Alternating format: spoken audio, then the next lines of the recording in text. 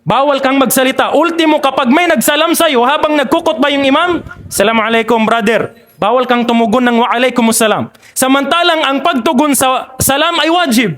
Pero sa araw ng Jumu'ah, kapag nagkukutba, bawal kang tumugon dyan.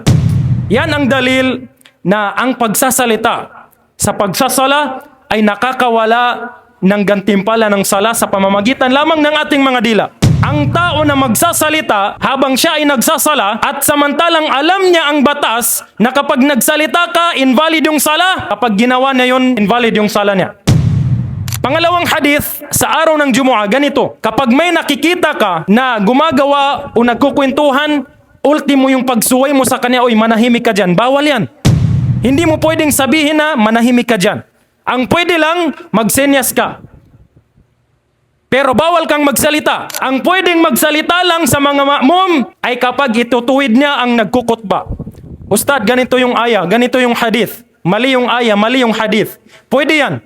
Pero kapag dito sa ma'mum to ma'mum, bawal magsalita. Ang pwede lang, mag-signal ka lang na manahimik ka. Huwag kang maingay.